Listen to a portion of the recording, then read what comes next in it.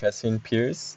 This is the case of Genene Jones, an analysis on the case of the Angel of Death, a presentation by me, Riston Logan.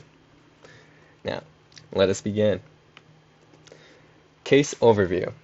Genene Jones was a pediatric nurse working in San Antonio, Texas during the late 1970s and early 80s.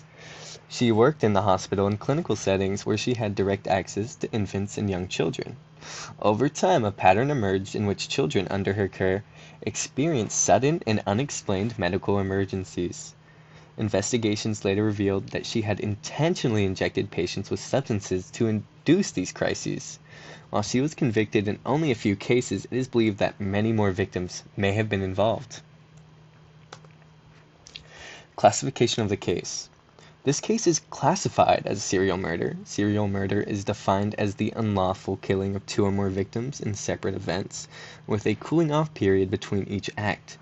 Jones's actions clearly met this definition because her crimes occurred over an extended period of time, involved multiple victims, and were separated by days and even weeks. This distinguishes her actions from mass murder, which occurs in a single event without breaks between the killings. Historical context.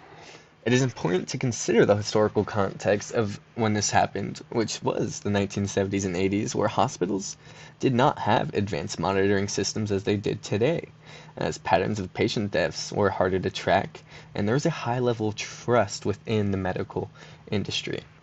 This made the environment easier for someone like Jones to operate without immediate suspicion. Frequency and rarity. Healthcare serial killers like Genene Jones are relatively rare, but they are also often underdetected. Unlike more visible forms of serial murder, these offenders operate in controlled environments where deaths can be attributed to natural causes, making detection more difficult and contributes to the perception that such cases are extremely uncommon, even though they might be underreported or not reported at all. Motivation. The primary motivation in this case appears to be due to her attention-seeking behavior, which can be referred to as a hero syndrome or savior complex, if you will.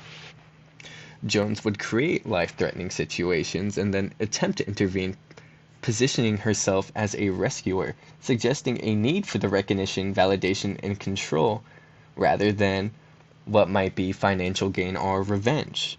Her behavior reflects a psychological motivation rather than a rational or goal-oriented one, which we will get into later. She wanted control.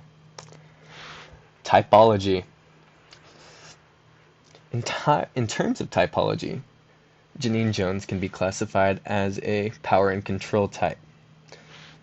Offenders in this category are motivated by the desire to dominate their victims and control their life and death, having it in their hands.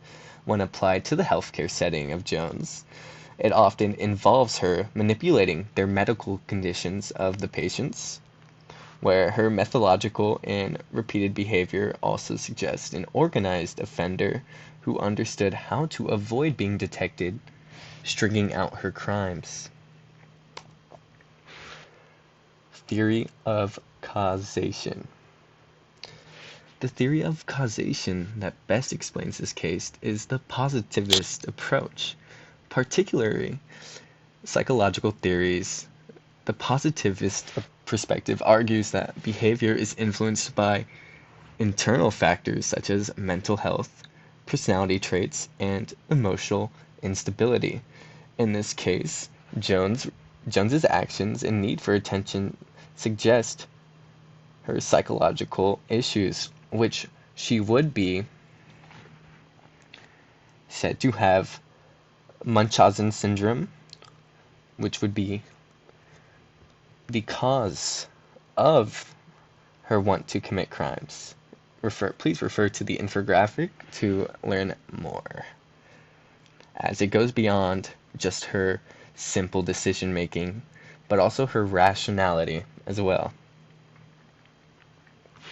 Now, limits to this theory, as however the positivist approach has limitations, it is difficult to prove more than the exact psychological causes and it may overlook the environmental factors, as Jones's access to vulnerable patients and lack of oversight also played a crucial role to her crimes.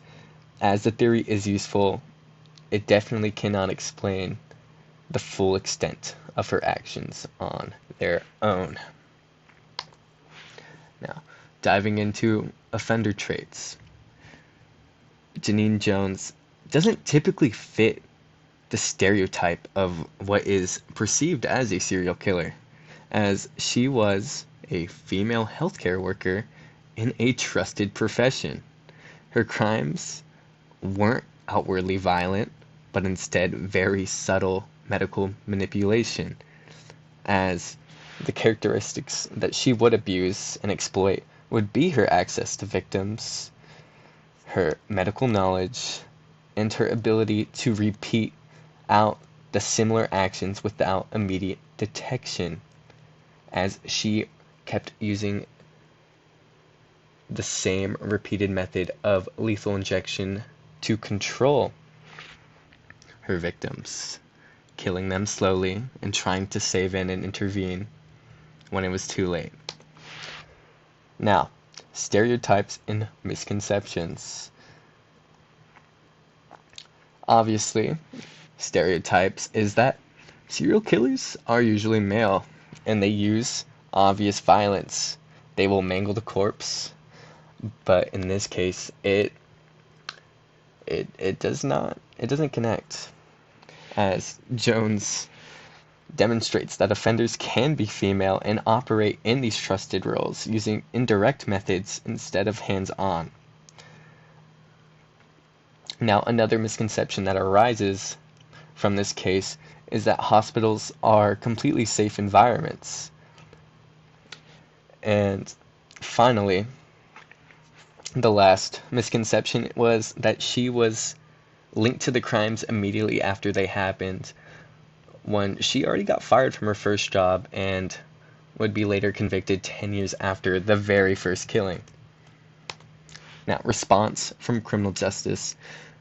The criminal justice response in this case was very complex, as investigators initially struggled to identify the pattern between the victims because they were already medically vulnerable, as over time medical staff would notice the emergencies happened in Jones's care, leading the pattern, causing for further investigation and leading to her arrest and eventual conviction.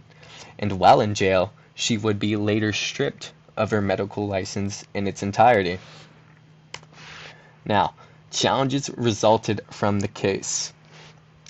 This case would point out several system-level challenges, as there was a high level of public trust within the healthcare industry, which would delay the suspicion, and then the lack of oversight and monitoring of patient outcomes would be on Jones's side, making it difficult to prove if she even did it or the intent to do it, as the victims were already ill and perceived to be almost already dead before she stepped in, making prosecution very difficult.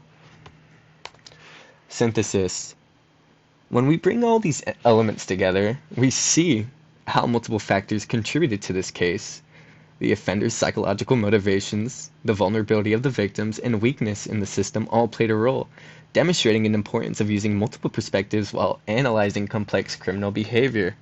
Now, why does this case matter?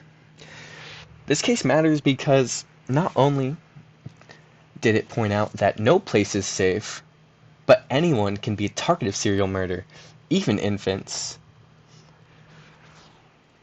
And later, in our era, a copycat killer would arise in the UK, doing the exact same thing she did.